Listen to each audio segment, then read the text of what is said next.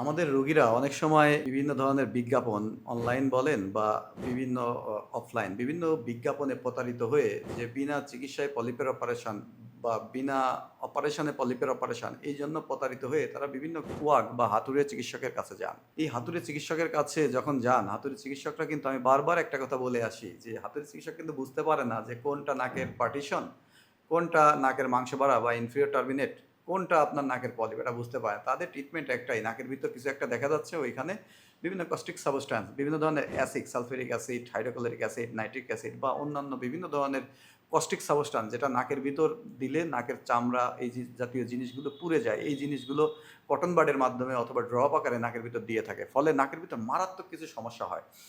এক নম্বর সমস্যা যদি আমরা বলি, নাকের যে মাঝের পার্টিশন আছে এই পার্টিশনটা ছিদ্র হয়ে যেতে পারে, যেটাকে সেপ্টাল পারফোরেশন বলে।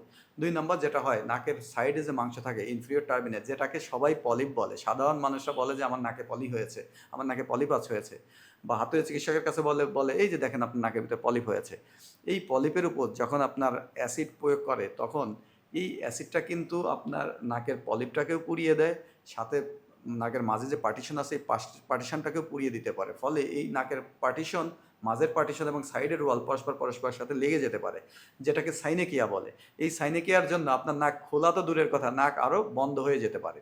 তিন নাম্বার, এই যে আমরা যে কস্টিক সাবস্টেন্স ব্যবহার করি, এটা যদি বাইরের দিকে পড়ে, আমাদের বাইরের দিকে নাকে দুইটা ভালভ আছে, একটা হচ্ছে এক্সটার্নাল ভালভ আর একটা ইন্টারনাল ভালভ, এই ভালভগুলো যদি ইনজুরি হয়, অথবা যদি এই স্কিন আমাদের নাকের সামনের দিকে যে ভেস্টিবুল, যে গর্তটা, যে ছিদ্রটা, যেদিক দিয়ে বাতাস যায়, এই ছিদ্রে যদি এই অ্যাসিড পড়ে, তাহলে এই ছিদ্রটা কিন্তু একেবারে সংকুচিত হয়ে যায়, যেটাকে ভেস্টিবুলার স্টেনোসিস বলে। এমনকি সংকুচিত হতে হতে একেবারে বন্ধ হয়ে যেতে পারে, যেটা খুবই ডেঞ্জারাস কমপ্লিকেশন। আমরা এমনই রোগী পেয়েছি, নাকের ভিতরে এই অ্যাসিড দেওয়ার জন্য তার নাকের সেপ্টাল পারফোরেশন হয়েছে, সেপ্টাম আর সাইড ওয়াল পরস্পরের সাথে লেগে গিয়ে সাইনেকিয়া হয়েছে, ভেস্টিবুলার স্টেনোসিস হয়েছে।